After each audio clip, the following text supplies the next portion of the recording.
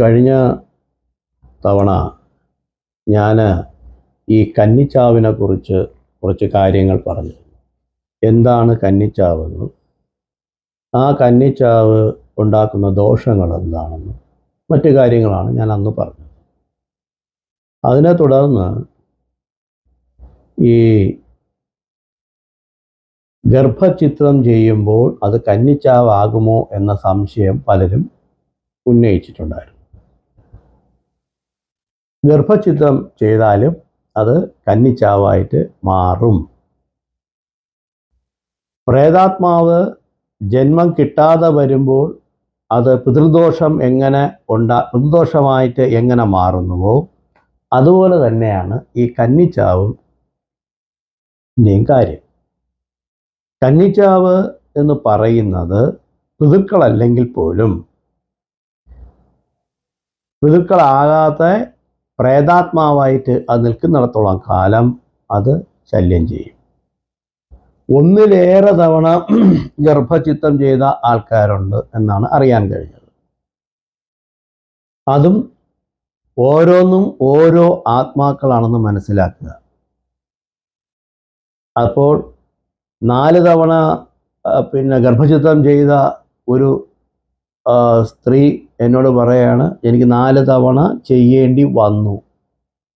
അത് കഴിഞ്ഞൊരു കുഞ്ഞുണ്ടായി, അതിനു മുമ്പൊരു കുഞ്ഞുണ്ട്. ഈ 2 കുട്ടികൾക്കും ഈ പറയും കണക്ക് പരസ്പര യോജിപ്പുമില്ല, ഒരു തരത്തിലുള്ള വിജയവും ജീവിതത്തിൽ ഉണ്ടാകുന്നില്ല. അതിന് കന്നിച്ചാവ് കാരണമാകുമോ? അത് പരിശോധിച്ച് മനസ്സിലാക്കേണ്ട കാര്യമാണ്. ദാമ്പത്യ ജീവിത സുഖമില്ലായ്മയ്ക്ക് കന്നിച്ചാവ് കാരണമാകുമോ ഇല്ലയോ എന്നുള്ളതും, ജീവിച്ചിരിക്കുന്ന കുട്ടികളുടെ ഭാവിയിലെ ഉള്ള ഉയർച്ചയ്ക്ക് തടസ്സമായിട്ട് കന്നിച്ചാവ് നിൽക്കുന്നുണ്ടോ ഇല്ലയോ എന്നുള്ള കാര്യമൊക്കെ സ്വയം നിരീക്ഷിച്ചും പഠിച്ചും മനസ്സിലാക്കേണ്ട കാര്യമാണ്. അല്ലാതെ പറയുന്നതിൽ അർത്ഥമില്ല. നമുക്ക് തന്നെ സ്വയം വിശകലനം ചെയ്യാം. അതുപോലെ തന്നെയാണ് ഒരു ഡോക്ടർമാർ എൻ്റെ അടുത്ത് പറഞ്ഞു, അവർ ചിലരൊക്കെ പ്രശസ്തരായ ഡോക്ടേഴ്സാണ്, ഗൈനക്കോളജിസ്റ്റുകളാണ്. അത് പറഞ്ഞു, നമ്മുടെ തൊഴിൽപരമായിട്ടാണ് നമ്മൾ പലപ്പോഴും ചെയ്യുന്നത്. ശരിയായിരിക്കാം, തൊഴിൽപരമായി ചെയ്താലും അല്ലാതെ ചെയ്താലും. തൊഴിൽപരമായി ചെയ്യുന്നത് ചിലപ്പോൾ ഒഴിവാക്കാൻ പറ്റാത്ത കേസുകളുണ്ടാവാം. അറിഞ്ഞും കൊണ്ട് ധനത്തിനായിട്ട് ഒഴിവാക്കുന്ന കേസുകളും ഉണ്ട്.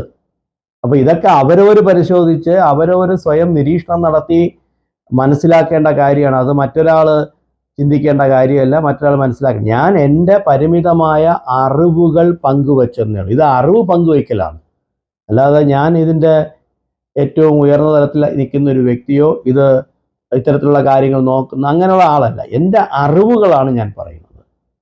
ഈ അറിവുകളിലൂടെ ഞാൻ പറയുന്നു, കന്നിച്ചാവ് എന്ന് പറയുന്നത് പിതൃദോഷം പോലെ ചിലപ്പോൾ അതിനേക്കാളേറെ ദോഷത്തോടു കൂടി നിൽക്കുന്ന തലമുറകൾക്ക് നിൽക്കുന്ന, പുതിയ തലമുറയിലെ കുട്ടികൾക്ക് ദോഷം ചെയ്യുന്ന, ദാമ്പത്യ ജീവിതത്തിലെ സുഖക്കുറവുണ്ടാക്കുന്ന വിധത്തിൽ ഇത് പെരുമാറാറുണ്ട് എന്നുള്ളത് ഒരു സത്യമാണ്. അപ്പോൾ കന്നിച്ചാവ് എന്ന് പറയുന്നത് ആത്മാവാണോ? ആത്മാവാണ്. ഭൂമിയിലേക്ക് വരാനായിട്ട് തയ്യാറായി നിൽക്കുന്ന ഒരു ആത്മാവ് അച്ഛനിലൂടെയാണ് അമ്മയുടെ ഗർഭപാത്രത്തിലേക്ക് എത്തുന്നത്. അപ്പോൾ അച്ഛനിലൂടെ ആത്മാവ് എത്തുന്നത്, ഞാൻ നേരത്തെ പറഞ്ഞതുപോലെ, നവധാന്യങ്ങളിൽ ഏതെങ്കിലും ഒരു ധാന്യത്തിലൂടെ ആയിരിക്കും. അന്നത്തിലൂടെയാണ് ആത്മാവ് പിതാവിൻ്റെ ശരീരത്തിൽ എത്തുന്നത്. അതുകൊണ്ടാണ് അന്നത്തിന് ഇത്രയും പ്രാധാന്യം.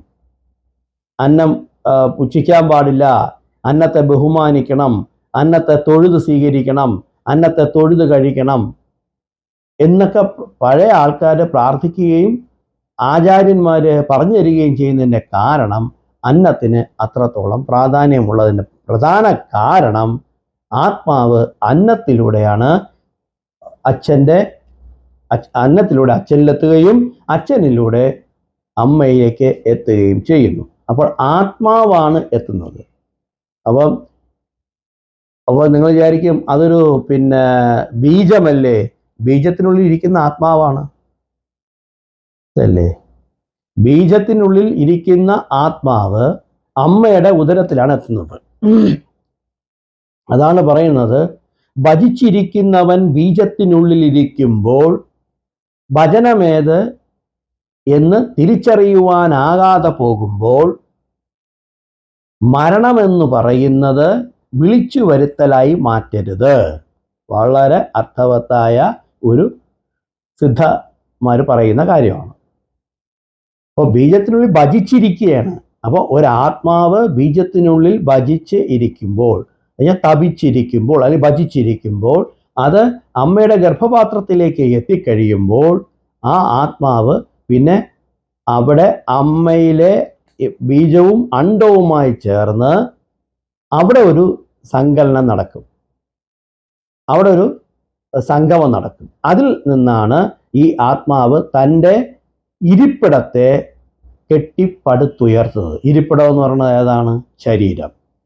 അപ്പോൾ ആത്മാവ് തൻ്റെ ഇരിപ്പിടത്തെ കെട്ടിപ്പടുത്തുയർത്തുന്നതിലേക്ക് വേണ്ടി അണ്ഡവുമായി ചേർന്ന് കഴിയുമ്പോൾ പിന്നെ ഇരിപ്പിട നിർമ്മാണമാണ്. ആണ് കോവിൽ നിർമ്മിക്കുന്നു എന്നാണ്. കോവിൽ കെട്ടി ഞാൻ കുടിയിരിക്കും അമ്മേ, കോവിൽ കെട്ടി ഞാൻ കുടിയിരിക്കും അമ്മേ, നിനക്ക് പോലും തൊഴുവാനാവാതെ ഒളിച്ചിരിക്കും ഞാൻ അതിൽ. നിനക്ക് പോലും തൊഴാനാവാതെ ഒളിച്ചിരിക്കും ഞാൻ അതിൽ, ഭജിച്ചിരിക്കും ഞാൻ അതിൽ, വരുവാനായി കാത്തിടേണം, വരുവാനായി കാത്തിടേണം. പുറത്തേക്ക് വരുവാനായിട്ട് കാത്തിടേണം. അമ്മ അതിലേക്ക് വേണ്ടിയുള്ള എല്ലാ സംരക്ഷണവും എനിക്ക് നൽകണം. കോവിൽ കെട്ടി ഞാൻ അതിനകത്ത് ഭജിച്ചിരിക്കുകയാണ്. അപ്പോൾ അണ്ഡം ബീജവുമായി ചേർന്ന് കഴിഞ്ഞിട്ട് അത് ശരീര നിർമ്മിതിയിലേക്ക് പോകുന്നതിനെയാണ് കോവിൽ നിർമ്മാണം എന്ന് പറയുന്നത്. ആ കോവിൽ നിർമ്മിച്ച് അതിനകത്ത് ശ്രീകോവിലിനകത്ത് ഇരിക്കുന്ന ശക്തിയാണ് ഈ ആത്മാവെന്ന് പറയുന്നത്. അതാണ് ജീവാത്മാവ്. പരമാത്മാവിൽ നിന്ന് ജീവാത്മാവ് അച്ഛൻ്റെ പിതാവിൻ്റെ ശരീരത്തിലൂടെ അമ്മയുടെ ഉദരത്തിലെത്തുന്നു. ആത്മാവ് ഏതാത്മാവാണ് തൻ്റെ പൂർവ പുണ്യ കർമ്മഫലങ്ങൾ, പാപഫലങ്ങൾ ഇനി അനുഭവിച്ച് തീർക്കാനായിട്ട് ഈ ഭൂമുഖത്തേക്ക് വരാനുള്ള അവസ്ഥയിലെത്തുമ്പോൾ ആ ആത്മാവാണ് സ്വന്തമായി അച്ഛനെ തിരഞ്ഞെടുക്കുന്നത്. അച്ഛനെ തിരഞ്ഞെടുക്കുന്നത് ആത്മാവാണ്. അതാണ് അച്ഛന് ഇത്രയും പ്രാധാന്യം കൊടുക്കണം എന്ന് പറയുന്നത്. മാതാപിതാ ഗുരു ദൈവം എന്നാണ് നമ്മൾ പറയുന്നത്. അതിൻ്റെ അർത്ഥം എന്താണെന്ന് വെച്ച് കഴിഞ്ഞാൽ, മാതാവിലൂടെ പിതാവിനെ നമ്മൾ തിരിച്ചറിയും. അമ്മ പറയും ഇതാണ് നിന്റെ അച്ഛനെന്ന്. അപ്പോൾ മാതാവിലൂടെ പിതാവിനെയും ഗുരുവിലൂടെ ദൈവത്തെയും അറിയും. മാതാവിലൂടെ പിതാവിനെ അറിയും, ഗുരുവിലൂടെ ദൈവത്തെ അറിയും. അതാണ് മാതാ പിതാ ഗുരു ദൈവം. നമ്മളുടെയൊക്കെ സാധാരണ പറഞ്ഞ എന്താണ്? മാതാവിന് 1-ാം സ്ഥാനം, പിതാവിന് 2-ാം സ്ഥാനം, 3-ാമത് ഗുരുവിന് സ്ഥാനം, അവസാനമാണ് ദൈവത്തിന് സ്ഥാനം. അതല്ല ഈ പറയുന്ന അതിൻ്റെ അർത്ഥം. മാതാ പിതാ ഗുരു ദൈവം എന്ന് പറഞ്ഞാൽ മാതാവിലൂടെ പിതാവിനെ അറിയും, ഗുരുവിലൂടെ ദൈവത്തെ അറിയും. ഒന്ന് ഭൗതികം, മറ്റത് ആധ്യാത്മികം. ആ ദ്വൈതത്തെ ഒന്നിപ്പിക്കുന്ന അദ്വൈതമായിട്ടുള്ള ഒരു വാചകമാണ് മാതാപിതാ ഗുരു ദൈവം. നമുക്ക് ദൈവത്തെ അറിയണമെന്നുണ്ടെങ്കിൽ ഒരു ശരീരമാണ്. ആ ഒരു ശരീരം ഉണ്ടെങ്കിൽ മാത്രമേ നമുക്ക് ദൈവത്തെ അറിയാൻ പറ്റുള്ളൂ. അപ്പോൾ ആ ശരീരത്തെ നമുക്ക് അറിയണമെങ്കിൽ നമുക്ക് ഒരു പിതാവ് ഉണ്ടായിരിക്കണം. ആ പിതാവ് ഇവിടെ മാതാവിലെത്തണം. ജനിച്ചു കഴിയുമ്പോൾ നമുക്ക് മാതാവാണ് പിതാവ് ആരെന്ന് പറഞ്ഞിരുന്നത്. അമ്മയിലൂടെ അറിയുന്നു ഞാൻ എൻ അച്ഛനെ എന്നാണ് പറയുന്നത്. അമ്മയിലൂടെ അറിയുന്നു ഞാൻ എൻ്റെ അച്ഛനെ, ഗുരുവിലൂടെ ഞാൻ അറിയുന്നു എൻ തേവരെ. തേവർ പറഞ്ഞ ദൈവം. ഗുരുവിലൂടെ ഞാൻ അറിയുന്നു എൻ തേവരെ. ആദ്യത്തത് ഭൗതികം, രണ്ടാമത്തത് ആധ്യാത്മികം. ഇത് രണ്ടും രണ്ടാണ്. ആ ഭൗതികവാദവും ആധ്യാത്മികവാദവും കൂടെ ഒന്നിക്കുമ്പോഴാണ് ഒരു മനുഷ്യൻ്റെ ജനനത്തിന് പൂർണ്ണത വരുന്നത്. ആ ദ്വൈതം അദ്വൈതമായി തീരുമ്പോൾ, ദ്വൈതമില്ലാത്ത അവസ്ഥയിലേക്ക് എത്തുമ്പോഴാണ് ഒരു മനുഷ്യൻ ജീവാത്മാ പരമാത്മാ ലയനം ഉണ്ടാവുകയും ഒരു എൻലൈറ്റ്മെന്റ് അവസ്ഥയിലേക്ക് അവൻ മാറുകയും ചെയ്യുന്നു. അതാണ് ഇതിൻ്റെ യഥാർത്ഥ അർത്ഥം. അല്ല മാതാവിന് 1-ാം സ്ഥാനം, പിതാവിന് 2-ാം സ്ഥാനം, ഗുരുവിന് 3-ാം സ്ഥാനം, ദൈവത്തിന് 4-ാം സ്ഥാനമേ ഉള്ളൂ എന്നൊക്കെ പറയുന്നത് എനിക്ക് അറിയില്ല. എൻ്റെ പരിമിതമായ അറിവിൽ ഇതാണ് സിദ്ധന്മാർ പറയുന്ന പാടലുകളിൽ ഉള്ളത്. സിദ്ധന്മാർ പറയുന്നതും അത് തന്നെയാണ്. മാതാവിലൂടെ പിതാവിനെ അറിയുക, ഗുരുവിലൂടെ ദൈവത്തെ അറിയുക, ഇതിലൂടെ നീ ഒന്നായി തീരുക. അപ്പോൾ അത്രത്തോളം പ്രാധാന്യം ആത്മാവിന് ഉണ്ട്. അപ്പോൾ ഓരോ ബീജത്തിനകത്തും ഒളിച്ചിരിക്കുന്ന ആത്മാവ് അമ്മയുടെ ഉദരത്തിലെത്തി അണ്ടത്വമായിട്ട് ചേർന്ന് കഴിയുമ്പോഴാണ് ഈ ആത്മാവിന് ഇരിപ്പിടം ഉണ്ടാകുന്നത്. ഇരിപ്പിടം ഉണ്ടായി കഴിയുമ്പോൾ മാത്രമാണ് അതിന് പുറത്തേക്ക് വരാനായിട്ടുള്ള ആഗ്രഹങ്ങൾ ജനിക്കുന്നത്. കോടാനുകോടി ബീജങ്ങളില്ലേ? കോടാനുകോടി ബീജങ്ങളുണ്ട്. അതിൽ ഏതെങ്കിലും ഒരു ബീജത്തിലായിരിക്കും ഈ ആത്മാവ് കുടിയിരിക്കുന്നത്.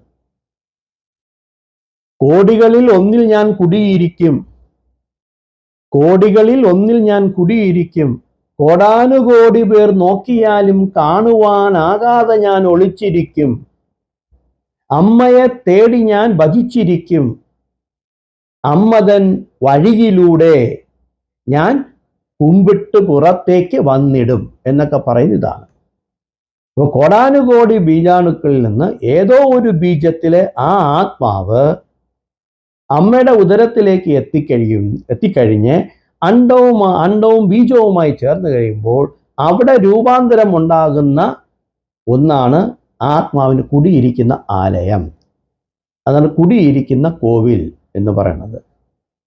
അപ്പോൾ ആ കുടിയിരിക്കുന്ന കോവിൽ ഉൾപ്പെടെയാണ് ആ അകത്ത് ഒളിച്ചിരിക്കുന്ന ആത്മാവിനെയാണ് നമ്മൾ ഗർഭചിത്രത്തിലൂടെ പുറത്തേക്ക് തള്ളിക്കളയുന്നത്.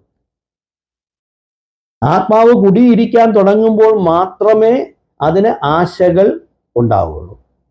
ആ ആശകൾ ഉണ്ടാകുമ്പോഴാണ് ഇത്തരത്തിലുള്ള പ്രവൃത്തികൾ ചെയ്യുമ്പോൾ നിരാശയും പ്രതികാരവും ഉണ്ടാകുന്നത്. ആശയിൽ നിന്ന് നിരാശയുണ്ടാവുകയും നിരാശയിൽ നിന്ന് പ്രതികാരം ഉണ്ടാവുകയും ചെയ്യും. അതാണ് പറയുന്നത്. സിദ്ധന്മാർ പറയുന്നുണ്ട്, ആശയിൽ നിന്ന് നിരാശയിലേക്ക് പോകുമ്പോൾ പ്രതികാരത്തിൻ്റെ കവചം കൂടെ വന്നിടും എന്നാണ്.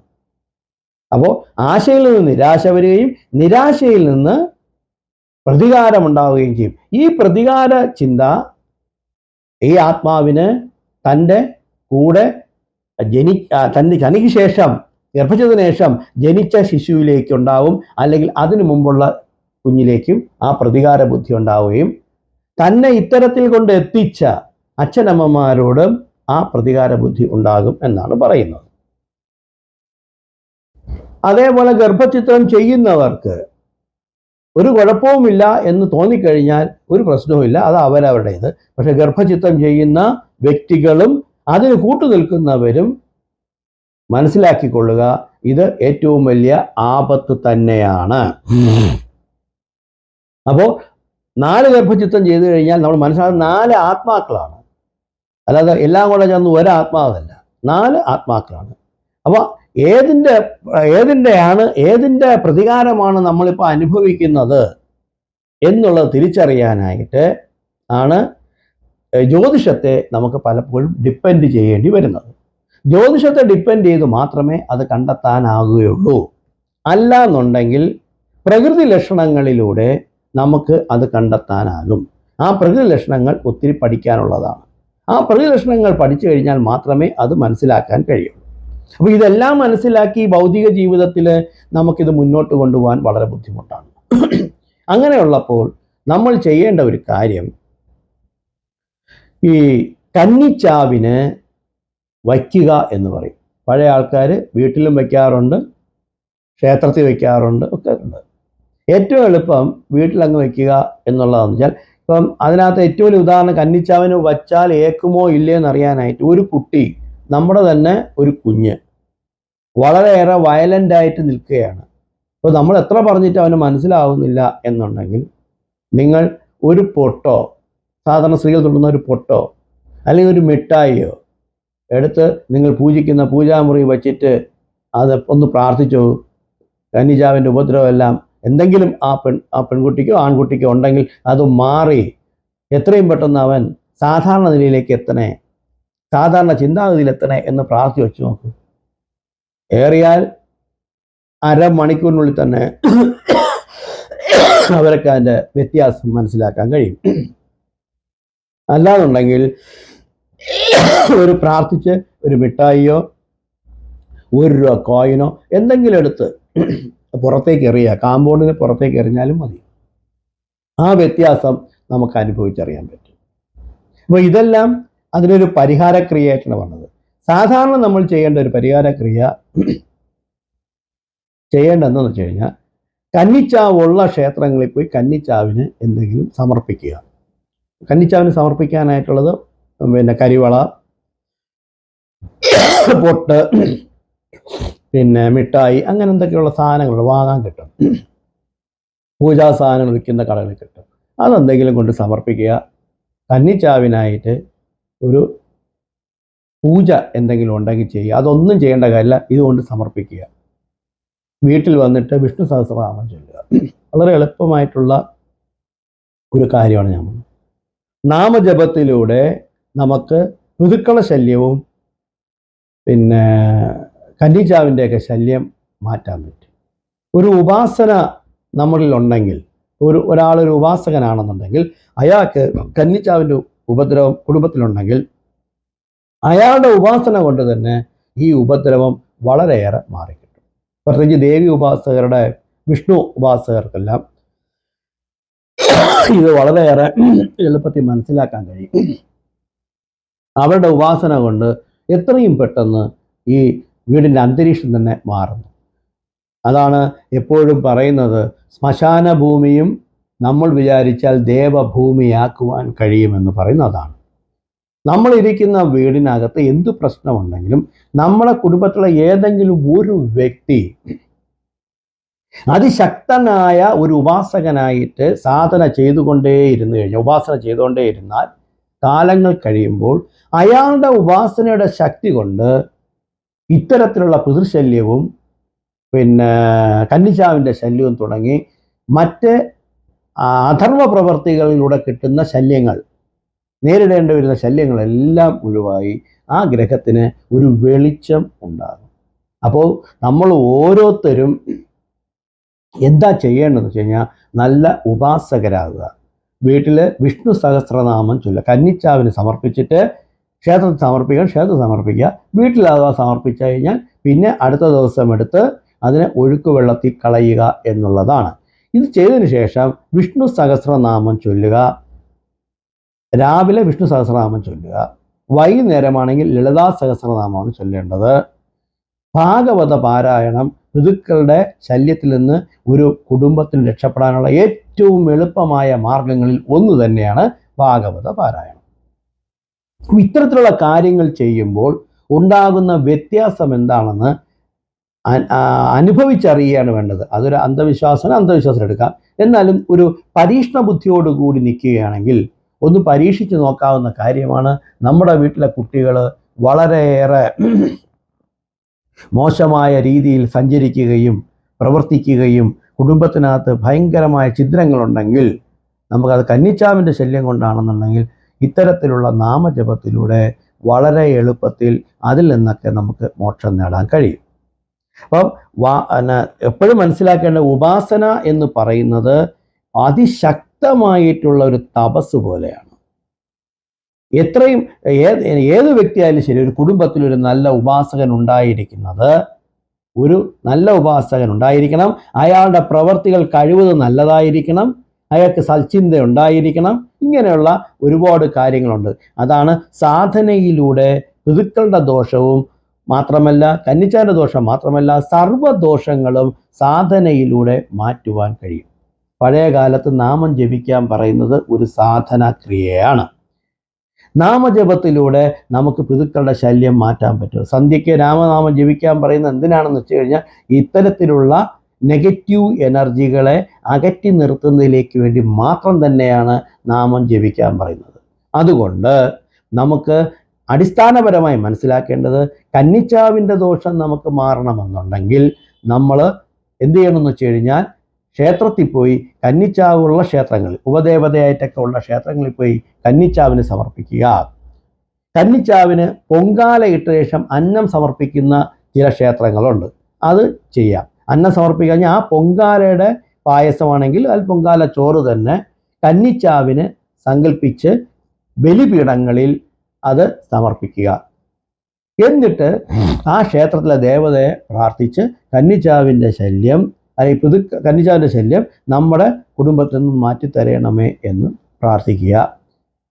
വീട്ടിലാണെന്നുണ്ടെങ്കിൽ അല്ലാത്തടത്താണെങ്കിൽ നമുക്ക് കന്നിച്ചാവിന് സമർപ്പിച്ചിട്ട് വിഷ്ണു സഹസ്രനാമം ചൊല്ലുക. രാവിലെ ആണെങ്കിൽ, വൈകുന്നേരമാണെങ്കിൽ ലളിതാ സഹസ്രനാമം ചൊല്ലാം.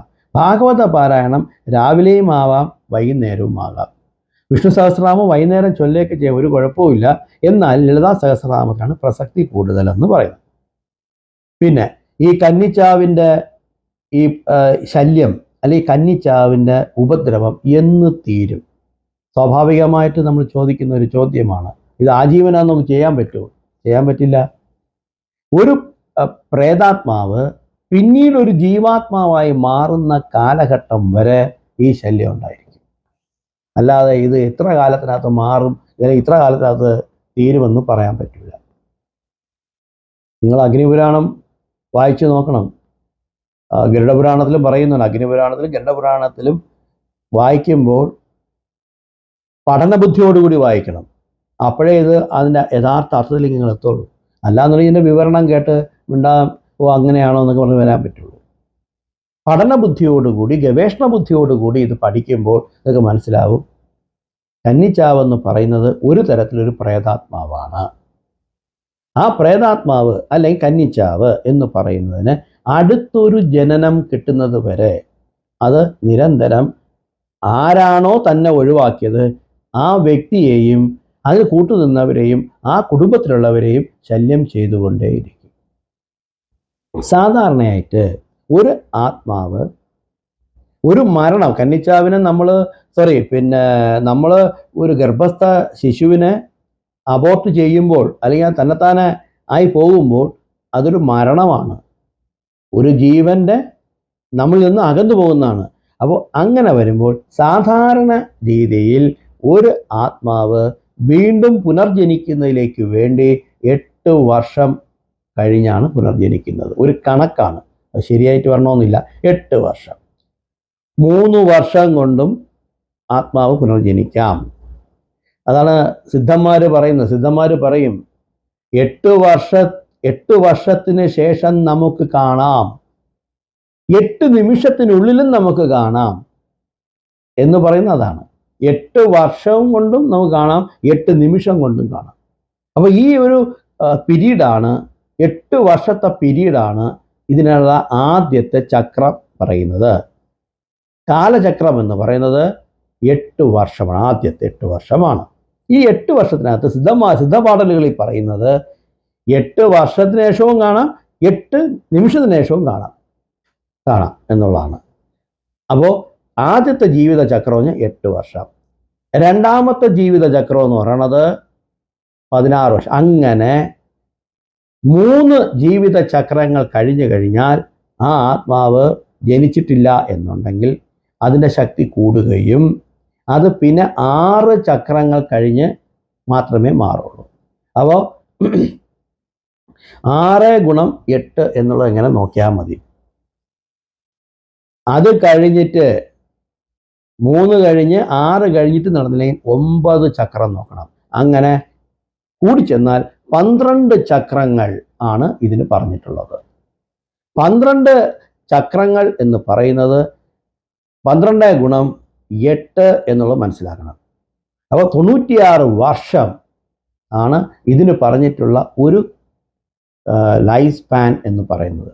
ഈ ആത്മാവിൻ്റെ പുനർജന്മത്തിനുള്ള കാലചക്രം നിശ്ചയിച്ചിട്ട് മാക്സിമം 96 വർഷം, അല്ലാന്നുണ്ടെങ്കിൽ 108 വർഷം. അതിനപ്പുറത്തേക്ക് അതിനിടയിൽ ഈ ആത്മാവ് ജനിക്കും എന്നുള്ളതാണ് ഒരു സങ്കല്പം, വിശ്വാസം. ഇതൊക്കെ ഓരോ വിശ്വാസമാണ്, ഇന്നും തെളിവുകളൊന്നും അങ്ങനെ പറയാൻ പറ്റില്ല.